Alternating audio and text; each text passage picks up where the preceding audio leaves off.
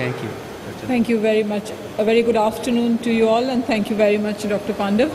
Unfortunately, Dr. Shushmita is only going to be here this evening, but nevertheless, I thank her for making me a part of her course.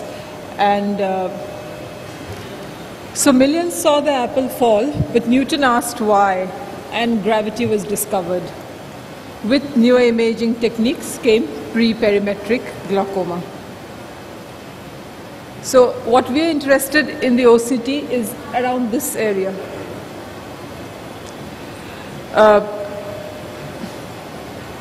This is the area that we're interested. That's the area which we are going to see in glaucoma, the retinal nerve fiber layer and the ganglion cell complex. The ganglion cell layer, the inner plexiform layer and the inner nuclear layer. These are the things that we are interested in out here. And the rationale for quantitative imaging in glaucoma diagnosis rests on the fact that visual field has poor repeatability. 3 consecutive fields are required to reliably confirm glaucoma. And as you see in that pie chart, that sometimes you might not have disc changes, you might not have field changes, and only in, say, about 10% you can have both. So the rationale lies in the fact that RNFL loss precedes visual field loss by almost 6 years in 60% of eyes. In the ocular hypertensive group, HRT showed glaucomatous change. Dr. Nangia has told you in detail about the HRT, and 17% RNFL loss before visual field detection. So a progressive optic disc change may not correspond to retinal nerve fiber layer thinning in the same eye with glaucomatous progression. So the retinal nerve fiber layer, this is the Stratus OCT. I just got it because some of you might still be using the Stratus OCT. So we have actually the peripapillary circle in the Stratus OCT. We follow this, that is the 3.4 millimeter, and that's your video screen where you have to see the video image that is concentric with the optic disc and then take your readings. So it's a time domain OCT, and if you look at that, the circle 3.4 millimeters surrounding the ONH is the graph measuring thickness of the peripapillary retinal nerve fiber layer. Transverse scan density is about 512 A scans, and scan patterns are perfectly centered to have diagnostic value. You must check that, and that's the reason you have this, so that if you, these two photographs, if you have a look at them, the one on top is perfectly centered, but the one below is not centered. If you see that, it's eccentric, but this is absolutely perfectly centered, so that's the right picture that you need to take. And at a glance, if you look at that, segmentation algorithm identifies the RNFL. That's here. That's the segmentation algorithm. Then the top black graph shows RNFL in green, yellow, and red. Then you have the pie charts, which actually summarize the average RNFL and give you the data. Next, you have the image of the video. That's what I just told you. And then these are the test reliability in those boxes. You can actually see the signal strength there. This is a comparison of the two eyes, both the graphs compared together. And that's the normative database color coding. So RNFL thickness pattern is perfectly centered to have diagnostic value. For checking centration, you need to compare the distances between this side and this and this, so that they are completely centered.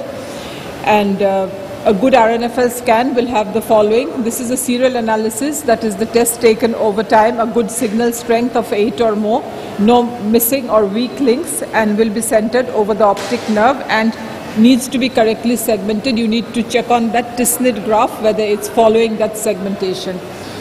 So with time we have more speed and accuracy, and we have the spectral domain OCT. Most of us have moved on to the spectral domain OCT, and the advantage of it is that it takes a much shorter time, and the resolution is 2 microns, so you get a much clearer picture than what you would get with the 8 or 10 micron with the time domain. So that's the RNFL picture that you would see in the OptiView of the spectral OCT. If you have a look at this, this is the normal color coding of green within normal limits, yellow borderline, and red outside normal limits. This is the right eye and the left eye. The SSI that you see out here, that's the signal strength that tells you the test reliability of the eyes, and that's the normative database. So glaucoma progression. Rate of change varies from patient to patient within the same patient and over time. The morphological changes commonly do not match neither chronologically or in magnitude the functional changes, lacks accurate reference test against which the accuracy of new testing strategies can be assessed. So progression, we define it in two ways. First, we'll talk about the event analysis approach, statistical comparison of a follow-up test with a baseline reference test. If the difference between the two exceeds the threshold of the retest variability, the follow-up test is flagged off as progressed. And relatively small number of consecutive examinations are required to perform this analysis, usually 4, including the confirmative test. Lack of information about the rate of change over time. Next, we have the trend analysis approach. Here, the baseline reference test is not required, takes into account the whole series of examinations performed over time that is fitted into a regression model, which enables the calculation of the rate of change and is statistically significant. Higher number of examinations are required for this analysis to be reliable, a minimum of 6. So if you look at that, that's the trend analysis. That's of the serosity from Zeiss, guided progression analysis. It compares the baselines that you see out here. I'm sorry, the pointer is half the time not working. Baselines that you have out here with the subsequent examinations that you see on your right-hand side. And then it is plotted here below. If you see that tick, the boxes are there of the RNFL average and the sectors, and there's a tick if there is a progression in this area. Thus, the event analysis, this is where you have the more number of tests which are compared. And the types of RNFL change, widening of RNFL defect, that's the angular width of defect that can be useful alternative for RNFL average thickness. Deepening of RNFL defect, that's another, the defect depth actually percentage index. And new parameters, that's a new parameter on the serosity that you get. Then you have the development of a new RNFL defect. And finally, the inferotemporal meridian is the most common in glaucoma. Compressive optic neuropathy has nasal and temporal thinning. So the rate of change in age-related RNFL loss, the average rate is about what you see there, 0.1020 minus 0.52 microns, that's per year. So it's about 1.5 to 2 millimeters per decade, influenced by baseline thickness definitely, greater baseline thickness, faster rate of change. No significant change in nasal and temporal quadrants with age, and rates between normal and glaucoma patients vary. Highest progression rates in 6 o'clock sector, and perimetric glaucoma has higher rates than pre-perimetric, and rate of global RNFL loss was more than 2x as fast as those who developed visual field defects. So this is a picture from the OptiView or OptiView that we have. So here what we have is the ganglion cell complex that you see out there. That's the ganglion cell complex. That's here. That's the normal, and in glaucoma it's thinned down as you see the subsequent picture. So the ganglion cell complex is actually the axons, that's the nerve fiber layer, the body, that's the ganglion cell itself, and the dendrites, that's the inner plexiform layer.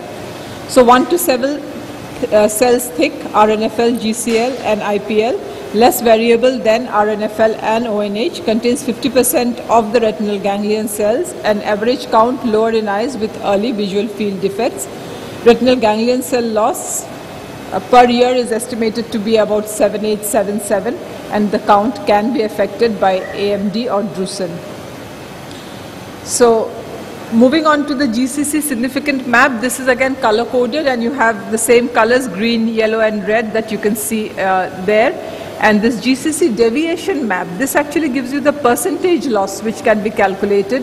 So blue is thinning 20 to 30% relative to normal, and black is when it's more than 50% or greater. That's the GCC map given in deviation thickness and color coding. Significant map and deviation map. This is again comparison with your clinical findings with the perimetry and the significant map. So if you compare the two, higher resolution, decreased scanning time, better repeatability of RNFL thickness, larger database, and better for diagnosis and progression.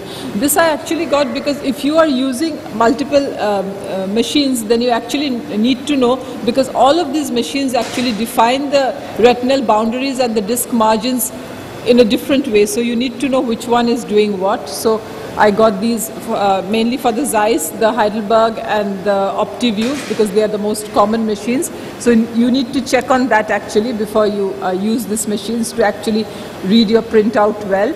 That's the database. This also I thought was important for you to know that what kind of normative database they have. Like for example, the Spectralis actually has a Caucasian database, so maybe not so useful for our eyes. And OptiView actually does not define its ethnicities, though they claim that it's an Indian database. That's the average RNFL thickness as the manufacturer gives it for the different machines. The RNFL values for the OptiView is there, the average RNFL, and that's what on your right hand side are the studies which actually say what they found.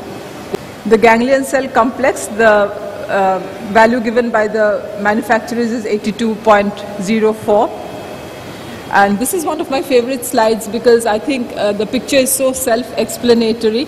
Those color codings that you see on that pie chart actually correspond to the perimetry field areas which would be affected accordingly. So this chart is very self-explanatory, and that's a more detailed of the same graph which you just show. It gives the parameters precisely.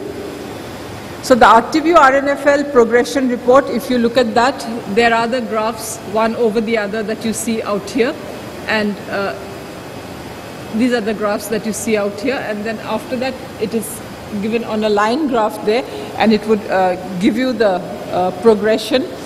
That's the RNFL that you see over time, one after another. Here what you need to actually take into account is whether the signal strengths of each of them, the SSI is more or less close to each other, or you could have wide variations in your report. That's the glaucoma progression report as you see, the significant map below and the deviation map on top. And these are again plotted out here, one after the other. This is the GPA that's of the Cirrus OCT. On your left is the Stratus OCT, on your right is the Cirrus OCT from Zeiss. I've just told you that, and these are the boxes that you see out here where the tick marks are given to explain which are the areas which have undergone progression. That's again the guided progression analysis from Zeiss.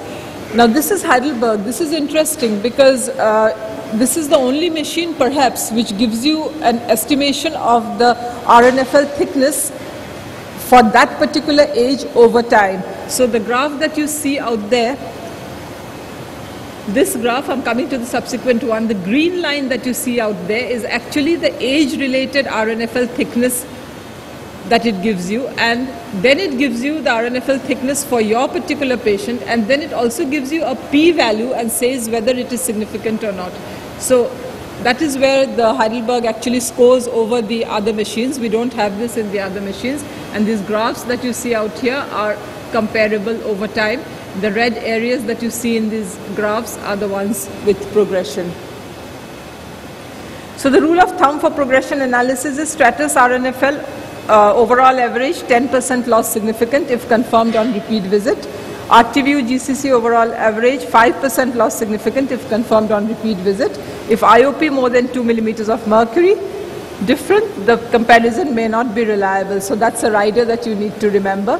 This is a picture actually a junior consultant of mine got at our foundation, and I was very impressed with it because I think once we are able to actually see the lamina cribrosa and see the changes in it at a glance, we would be able to detect progression. So that's the reason I put that there, but practically it's not there yet in the machines.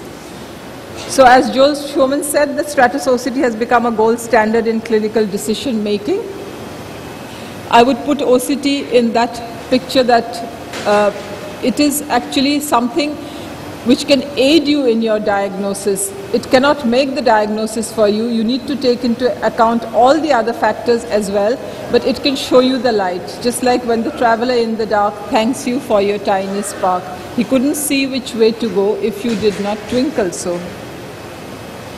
And that's the conference. You have both the president and the organizing secretary on the dais, so they've invited you for it. Please do come, and thank you very much for your attention. Thank you, Dr. Chandrama, for